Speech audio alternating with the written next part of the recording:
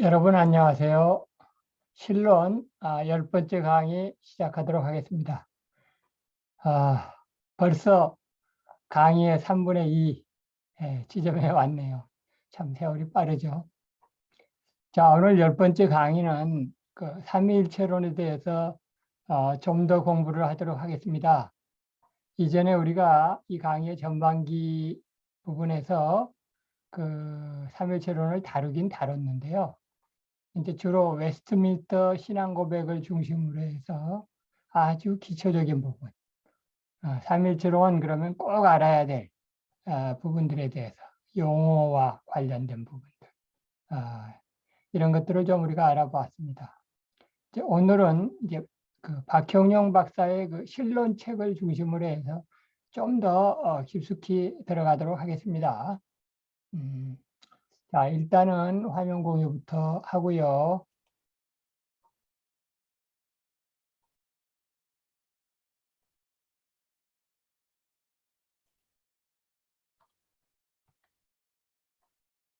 자, 오늘 강의의 중요한 제목은 박형용 박사의 삼위일체론 이라고 하는 게 되겠는데요. 일단 그 박형용 박사의 삼위일체론 들어가기 전에 그 이전에도 나오긴 나왔지만 다시 한번 여러분들에게 꼭 짚어드려야 될 부분들을 다시 한번 얘기하고 박형용 박사의 삼위일체론으로 들어가도록 하겠습니다. 삼위일체의 핵심 공식은 한 실체 세 위격이에요. 여기에다가 공식이라는 말을 쓰기도 합니다. 실체는 하나인데 위격이 셋이시다. 이 얘기를 달리 표현하면 하나님께서 뭐 이렇게도 계시고 저렇게도 계시다는 의미가 아니고 하나님께서는 분명히 한 실체이신데 한 분이신데 우리 인간들이 상상할 수 없는 또 세 위격, 그러니까 예수님께서도 하나님이시다 라고 하는 그 중요한 진리를 이제 위격이라는 단어로 설명을 하는 것입니다. 그래서 이게 이제 한 공식이 됐고요. 한 실체 세 위격. 문장으로 진술할 때는 한 실체 안에 세 위격이 계시다. 이렇게 진술해도 되고요. 또 이렇게 진술해도 됩니다. 세 위격 안에 한 실체가 계시다. 이렇게 진술해도 됩니다. 어쨌든 삼위일체의 기본 공식이 한 실체 세 위격인데 반해서 이제 또 기독론이라고 하는 또 중요한 과목이 있는데 기독론에서의 중요한 공식은 한 인격 두 본성이에요. 그러니까 삼위일체에서 한 실체 세 위격이라고 할 때 성부, 성자, 성령이라고 하는 세 위격이 계시는데 두 번째 위격에 해당하시는 예수 그리스도, 성자 하나님에 대해서 더 깊이 중점적으로 볼 때 그 한 위격에서 이때는 이제 기독론에서는 인격이라는 말로 영어는 똑같이 person인데 인격이라는 말로 바꿔서 번역을 하면서 두 본성으로 계시다. 신성과 인성으로. 한 인격인데 두 본성으로 계시다. 이게 이제 두 번째 위격, 성자의 위격의 특성이 되는 것이고 이것도 역시 공식이라고 그래요. 한 인격 두 본성. 뭐 숫자로 얘기하면 삼일체에서는 1, 3, 그래서 삼위일체, 기독론에서는 1, 2 이렇게 이런 숫자가 등장이 되죠. 자, 그런데 중요한 삼위일체론과 관련해서 중요한 명제가 있어요. 그 명제는 뭐냐? 삼위일체론에서는 실체와 위격이라는 용어를 많이 쓰는데 이 세 위격, 성부, 성자, 성령 세 위격을 진술을 할 때 위격은 서로 구별된다. 그러니까 성자와 성부는 구별되는 거예요. 구별이라고 하는 말은 같지 않다는 거예요. 아시겠죠? 그래서 성부와 성자가 같지 않아요. 이게 이제 진술을 잘해야 되는 거죠. 예수 그리스도께서는 하나님이시다 이런 표현을 쓰는데 그렇다고 해서 하나님이 예수님이신 건 아니에요. 그래서 구별이 돼요. 성부와 성자가 구별이 되고 성자와 성령이 구별이 되고 세 위격은 서로 구별돼요. 그런데 구별은 되는데 서로 분리되지는 않아요.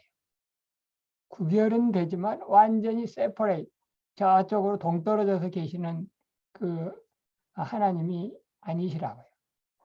세 위격이 다 하나님이신데 성부, 성자, 성령이 엄격히 구별이 되는데 구분이 되고 구별이 되는데 구별이 된다고 해서 분리되지는 않아요.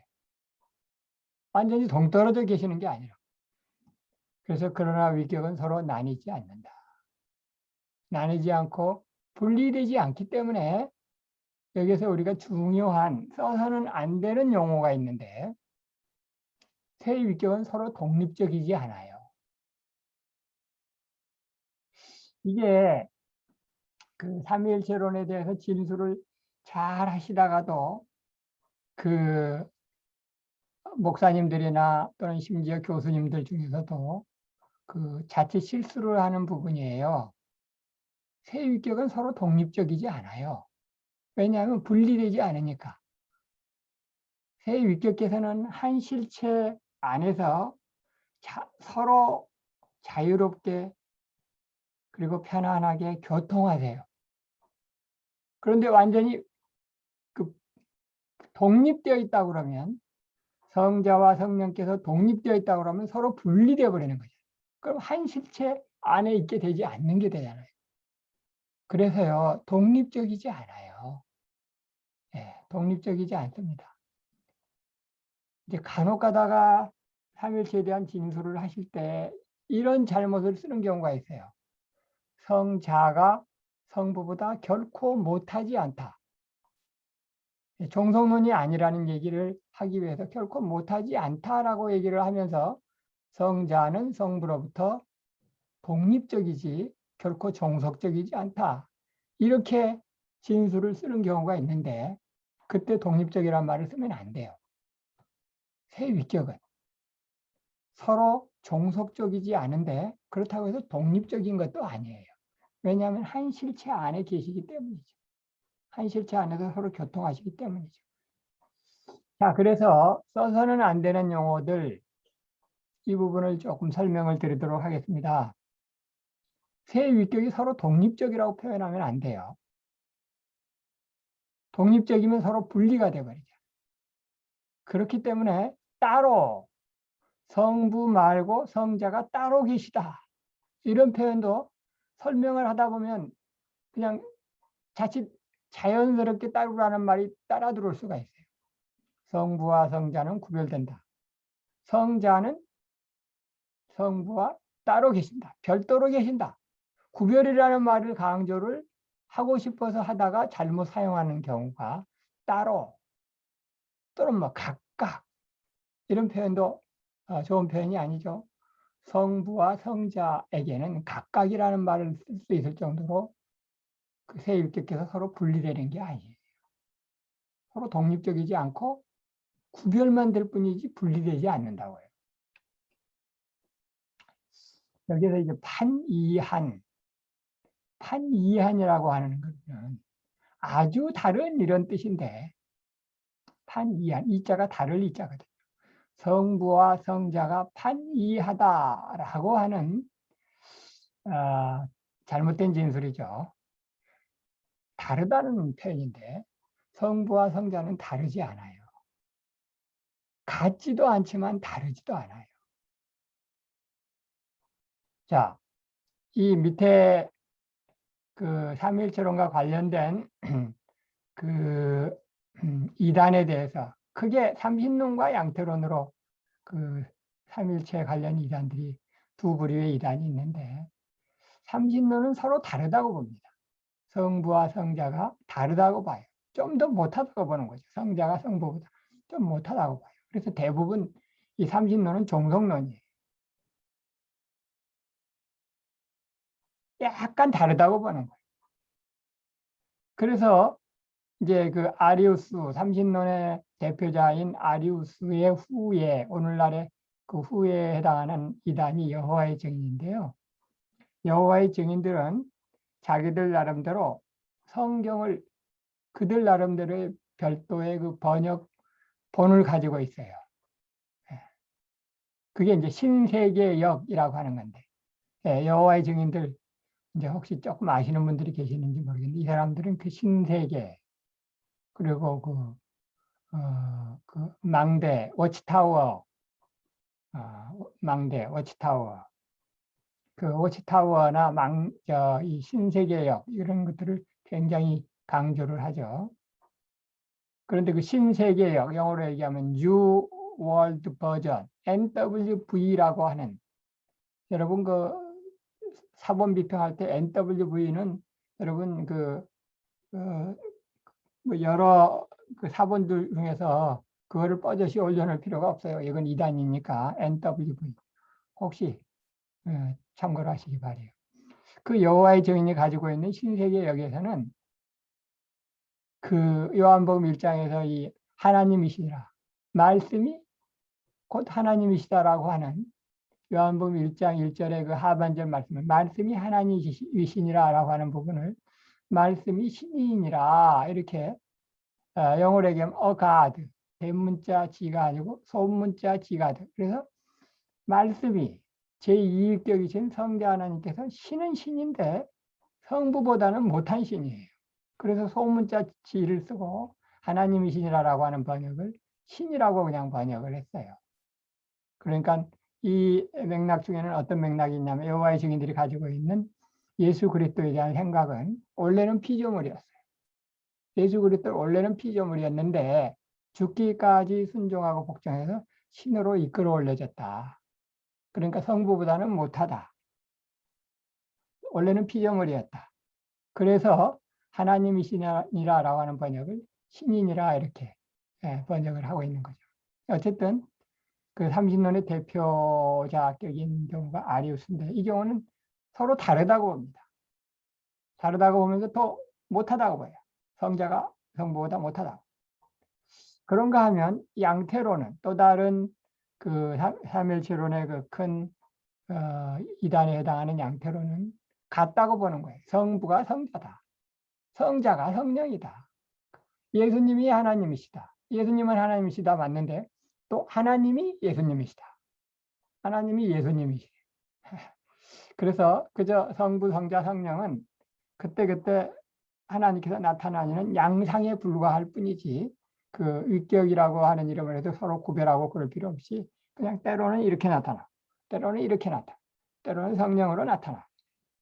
그렇게 보는 위격의 구별에 실패하는 그것이 양태론인데 이것은 위격을 같다고 봅니다.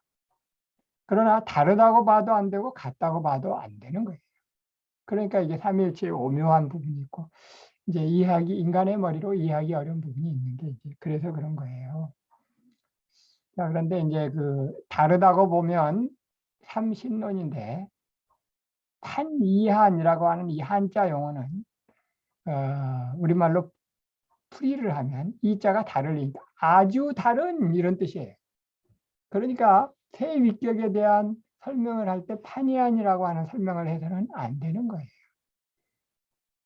네. 그런데 우리 박경영 박사의 책에 보면 그 오게티가 몇 군데 있긴 있는데 그중에 이 파니아니라고 하는 단어를 한 2군데 정도 사용하시는 것 같아요. 그러니까 그 박경영 박사께서 이렇게 맨 처음에 책을 저술하실 때 그 삼일체에 대한 진술을 처음 하실 무렵에 또 나중에 또 수정도 하시고 업그레이드도 하시고 그러셨을 텐데 처음 하실 때 이 용어가 들어간 것 같고 박진영 박사께서 나중에 꼼꼼하게 본인의 책을 읽어보셨으면 이 단어는 빼야지라고 하셨던 단어가 한 2군데 정도 들어가 있기는 해요. 박진영 박사 책이 많은 것을 다루고 있기 때문에 말하자면 방대하잖아요.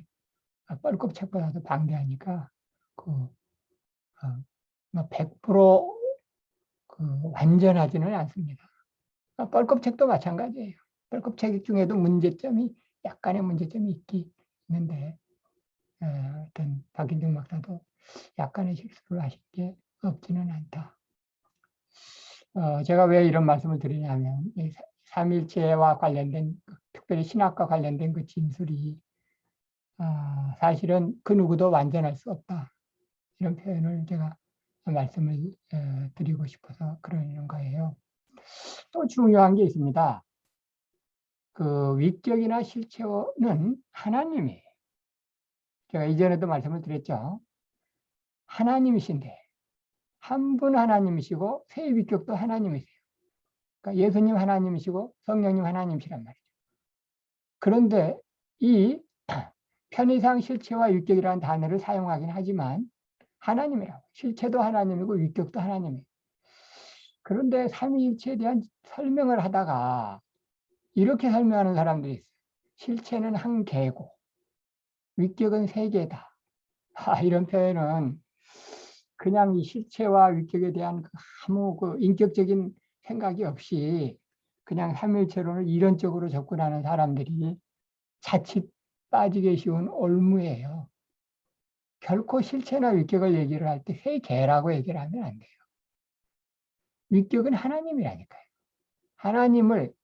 하나님이신데 예수님도 하나님이시라는 얘기를 할 때 그 하나님을 위격이라고 하는 겁니다. 그러니까 위격이라는 말에 세 개라고 하면 안 되겠죠. 실체를 한 개라고 하면 안 되겠죠. 세 가지라는 말도 써서는 안 됩니다. 자, 써서는 안 되는 용어들이 또 이 분자 들어간 아까 그 분리되지 않는다. 분리, 분할. 이 나눌 분자 들어간 단어 중에 한 8개에 해당하는 용어를 써서는 안 돼요. 삼위일체 하나님과 관련해서. 그 중에 하나가 분리라는 단어를 써서는 안 된다. 이미 얘기를 했고, 분할도 마찬가지예요. 삼위일체 하나님께서는 세 위격께서 하나님의 그 온전한 하나님됨을 셋으로 나누어서 가지고 계시는 게 아니에요. 그림으로 그릴 때 동그라미를 그리고 원을 그리고 그 원을 3분의 1로 120도씩 말이죠. 120도씩 이렇게 분할해가지고 여기는 성부고 여기는 성자고 여기는 성령이고 분할이 아니라 분할이 아니에요. 나중에 오늘 그 10-2 강의에서도 나오겠습니다만 각 위격 안에 하나님의 온전한 동의실체가 다 들어가 계세요. 결코 3분의 1씩 분할이 아니다. 분할이 아니기 때문에 분점, 나누어서 점령해 가지고 계시는 것도 아니고 나누어서 소유하시는 것도 아니에요. 그리고 또 분업도 아니죠. 하나님의 사역이 성부께서는 이런 사역만 하시고 성자께서는 이런 사역만 하시고 성령께서는 이런 사역만 하시는 게 아니에요. 삼위일체께서 같이 사역하세요. 동사하시고 동역하세요. 결코 구원 계획은 성부만 세우시고 구원 성취는 성자만 이루시고 구원 적용은 성령만 이루시는 게 아니에요. 물론 진술을 그렇게 돌릴 수는 있어요. 구원 계획을 성부에게 돌리자. 편의상. 삼위일체 하나님에 대해서 얘기를 안 할 수가 없으니까. 구원 성취는 그리스도 예수 제2위격에게 돌리고 구원 적용은 성령에게 돌리자. 돌리라는 표현을 할 수 있지만 마치 이것이 딱 세 가지 사역이 나눠져서 구원 적용은 성령만 하시고 성부께서는 관여를 안 하시는 게 아니라 분업이 아니다. 분담도 아니 분담. 나누어서 내가 3분의 1만 담당한다. 이게 아니고 어떤 사역이나 어떤 영광을 세 위격해서 서로 나누어 배분, 분배 이렇게 가지고 계시는 게 아니에요. 나눌 분자와 관련해서 써서는 안 되는 용어들 8개. 여기 이제 나눌 분자 들어가는 단어가 구분이라는 단어도 있습니다만 구분. 뭐 구분이라는 단어까지는 써도 괜찮아요. 구분과 구별은 좀 비슷한 용어니까 구별이나 구분은 괜찮지만 그 외에 나눌 분자가 들어간 단어를 써서는 안 된다. 특히 분리라는 단어를 써서는 안 되고 그렇기 때문에 따로 각각 판이한 독립적 이런 용어들을 써서는 안 된다. 이거를 좀 꼭 좀 알아두시면 좋겠고요. 박경영 박사의 삼위일체론. 자, 박경영 박사의 삼위일체론은 다른 개혁신학자들의 삼위일체론과 거의 같다. 제가 가로에다가 거의라는 말을 넣고 같다고 볼 수 있다. 이렇게 말씀을 드리겠습니다. 만약에 다르면 그게 문제죠. 박정영 박사의 삼위일체론과 벌콥의 삼위일체론이 어떤 부분에서 다르다. 만약에 그러면 두 사람 중에 한 사람은 문제가 있는 거예요. 그러니까 다를 수가 없죠. 그러나 이제 물론 그 개혁신학자들이 특별히 관심 있어 하는 부분들 또는 진술을 하는 방법 뭐 이런 부분에서는 다르겠지만 큰 체계에서는 다를 수가 없어요. 거의 같을 수밖에 없는 거죠.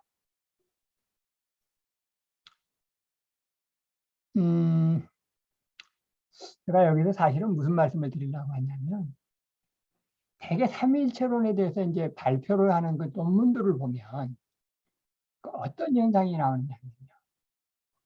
그 분명히 교수님들이 발표를 하는 건데 그게 그거예요. 그러니까 예를 들면 벌콥의 삼위일체론이다. 또는 바빙크 얘기를 해봅시다. 바빙크의 삼위일체론이라고 얘기를 하면서 그 바빙크의 삼위일체론이 이제 우리가 설명하는 지금 박형룡 박사의 삼위일체론하고 그냥 그 내용이 그냥 99%가 같아. 그리고서 그걸 바빙크의 삼위일체론이래요. 그렇게 얘기를 하면 물론 삼위일체론의 그 뼈대는 같다고 볼 수 있지만 그분의 그 개혁신학자는 개혁신학자, 박형룡 박사는 박형룡 박사의 그 특별한 그 진술 방식이 있지 않겠어요? 그런 부분들에 대한 설명은 하지 않고 대개의 경우에 바빙크의 삼위일체론 그러면 벌컵의 삼위일체론이나 또는 박형룡 박사의 삼위일체론, 심지어 칼빈의 삼위일체론이나 어거스틴의 삼위일체론이나 다 똑같고 그 자기가 그 논문 발표하려고 하는 바빙크의 삼위일체론의 그 특징에 대해서는 진술을 안 하고 그냥 삼위일체론이다. 그런 경우가 엄청 많아요. 한 80%는 그래요. 그러나 그거는 온전한 그분에 대한 그 진술에 좀 미흡한 부분이 있다. 저는 그렇게 말씀을 드리고요. 자, 예를 들어서 이제 박경영 박사의 삼위일체론이라고 그러면 그 다른 개혁신학자들의 그 체제와 같은 부분을 뭐 설명하지 말라는 얘기는 아닌데 그 부분이 50% 이상 가면 나는 그 별로 안 좋다고 봐요. 한 50% 정도는 이런 점에서 이런 점에서 다른 개혁신학자들하고 같다.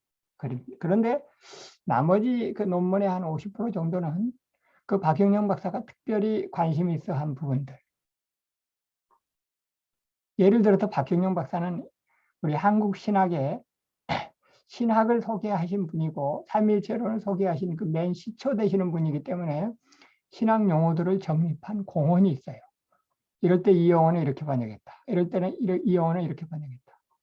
그 과정에서 좋은 그 용어를 잘 선택하신 경우도 있지만 오늘날 이 시점에서는 적절하지 않은 용어 선택도 분명히 있기는 있다고 해요. 그렇기 때문에 박형영 박사의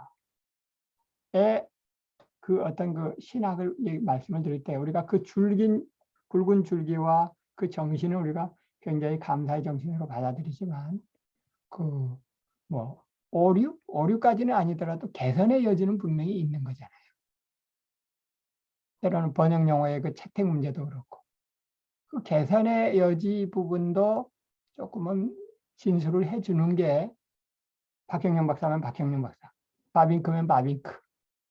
바빙크 삼일체론에 약점이 있어요. 왜 없겠어요? 근데 그런 것들을 진술하는 사람이 저는 거의 보지 못했어요. 어쨌든 우리 박형영 박사는 삼일체론을 거의 100년 전, 200년 전에 주로 화란 신학자들, 미국 신학자들을 많이 인용을 하고 계십니다. 그러나 독일 신학은 인용하지 않아요. 독일 신학, 뭐 칼바르트니 말이죠. 이런 사람들 신학은 인용하지 않아요. 그러나 화란 신학자들의 경우를 인용하고 미국 신학자들을 인용을 합니다. 다만 아쉬운 점이 있어요. 제가 박형영 박사의 삼일체론에 대해서 그 공과 과도 물론 공을도 훨씬 더 많이 얘기를 하지만 과를 얘기한 그 논문이 있습니다. 혹시 관심 있으신 분들은 제 책 중에서 제가 삼일체론에 대한 책을 이제 쓰다 보니까 4권을 썼는데 그 4권에 해당하는 삼일체론 중에서 책 중에서 삼위일체론과 성령론이라고 하는 책이 있는데 일반에 좀 알려지지 않은 이 책은 비교적 상대적으로 좀 덜 알려진 책인데 그 책에서 제가 박경영 박사의 삼일체론, 박경영 박사 그 삼일체론의 공과 과에 대해서 쓰고 있는 부분이 있습니다.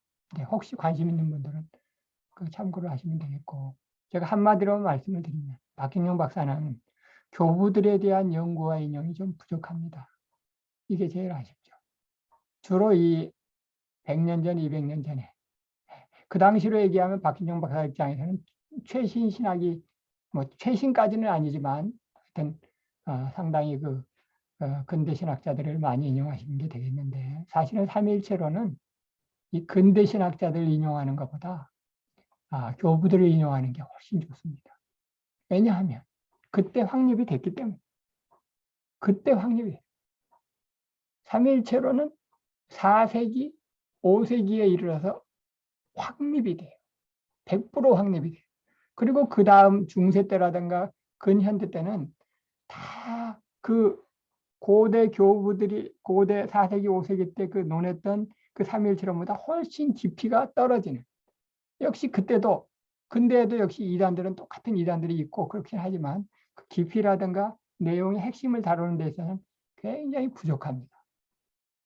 그래서 삼일체론 부분은 그 교부들에 대한 인용과 교부들에 대한 그 깊은 지식이 사실은 아주 기묘한데 이 부분에 있어서 박윤영 박사는 약간 아쉬운 부분이 있다. 뭐 이 정도로 하고요. 자, 다음은 한 가지만 얘기하도록 하겠습니다. 인격성과 복수성. 이제 박경영 박사의 책 중에서 제가 이 PPT 구성을 그 박경영 박사의 책 중 그 순서대로 이렇게 그 너무 당연한 거, 그다음에 웨스트민스터 신앙고백과 관련한 삼일체론 때에는 이미 설명을 한 것들은 제가 그 굳이 PPT로 만들지 않았고, 그 여러분들이 잘 모를 것 같은 설명이 필요한 부분들 중에서 몇 가지를 PPT로 올렸는데 오늘 그 모든 것들을 다 설명을 드리지는 않겠고 그중에 한 몇 가지만 설명을 드리도록 하겠습니다. 자, 이 PPT에서는 그 박경영 박사가 그 인격성에 대해서 진술을 한 부분, 이 부분까지 설명을 하도록 하겠습니다. 여기 밑에 복수성의 타당은 여러분들이 나중 한번 책을 읽어보시고 하시도록 하겠습니다. 여기 인격성의 필요한 부분만 공부하도록 합니다. 자, 여기 별표한 부분이 있습니다. 별표에서 이 색깔이 무슨 색이죠? 이걸 보라색이라고 하나? 무슨, 자, 별표한 부분입니다. 하나님은 인격적이세요. 공감하시죠? 그런데 하나님이 초인격적이시다라는 얘기는 옳지 않다. 이 부분을 박경영 박사께서 딱 구체적으로 지적을 해서 우리들에게 설명을 해주시는 부분이 굉장히 유익하기 때문에 같이 보려고 합니다. 왜냐하면 하나님께서 초인격적이시다라고 얘기를 하게 되면 초인격적인 것은 인격적이 아니게 되는 것입니다. 하나님은 인격적이신 하나님이에요. 성부, 성자, 성령. 성령께서도 인격적이신 하나님이에요. 그러나 초인격적이시지는 않다고요. 초월적이시다. 이렇게는 얘기를 해요. 세상을 초월하신다. 이 세계를 초월하여 계시는 하나님. 초월이라는 말은 쓰지만 초인격적이지는 않다. 왜냐하면 초인격적이라는 말은 인격적이 아니기 때문이다. 라고 하는 부분이에요. 인격이란 뭐냐면 지정의 3요소, 지성, 감정, 의지 3요소를 포함하는 것이 인격입니다. 그렇기 때문에 인격은 의지와 결단의 주체를 뜻합니다. 지정의 중에서 의는 결단하는 것. 결단. 죄로부터 돌이키겠다.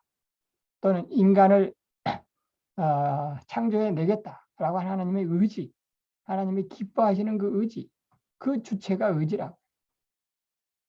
그리고 이제 지식, 알고, 감정, 느끼시고, 의지, 이 세 가지가 합해진 것이 인격이라고. 그런데 우리 하나님께서는 인격적이시다. 성자도 인격적이시고 성령도 인격적이시다. 그래서 하나님과 관련해서는 인격성은 필연적으로 얘기를 해야 돼. 하나님의 공유적 속성들은 그의 인격성을 강조한다. 왜냐하면 그를 하나님을 이성적, 도덕적 실의로 계시하시고. 자, 여기 한번 그 밑에 읽어봅시다. 새 위격적 존재는 성자도 그렇고 성령도 그렇고 신적 시류 안에 한 필연이에요. 하나님의 선택의 결과가 아니다. 하나님의 의지의 결과로 성자를 낳으신 게 아니고 성부, 성자, 성령으로 계시는 그 세위격으로 계시는 것이 성부가 흔히 이제 성자를 낳았다 이렇게 표현을 하잖아요. 위격들의 특성이에요. 근데 낳으신 게 성부 하나님께서 내가 성자를 낳아야지 라고 하는 의지의 결과가 아니라 선택의 결과가 아니고 그냥 그렇게 계시는 거예요. 존재론적으로. 성부, 성자, 성령께서는 그렇게 삼위로 계시는 것은 존재론적으로, 필연적으로, 영원적으로 그렇게 계시는 것이지 하나님께서 어떤 의지를 발동하셔서 성자를 낳아야지, 성령을 오게 해야지, 뭐 이렇게 선택하시고 의지의 결과가 아니다. 자, 화살표 있는 부분이 있습니다. 한 실체의 세위격이 계시면 삼위체로 계시면 하나님 안에 내부 관계를 말하는 내부 관계, 삼위일체 내부 관계지 우리 피조물들과의 관계, 하나님 외부의 문제가 아니라 하나님 내부의 일, 내 신적 일이라.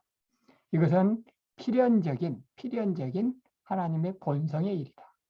하나님의 의지, 하나님께서 기뻐하셔서 내가 그 성자를 아들을 낳아야지라고 하는 하나님의 의지의 일이 아니고 그냥 하나님께서는 처음부터 존재론적으로 삼위로 계신다. 이것은 필연적이다. 라고 하는 부분까지 여러분들이 설명을 했습니다. 자, 여러분, 그러면 오늘 이제 7분간 쉬었다가 7분 후에 10-2 강의 계속하도록 하겠습니다.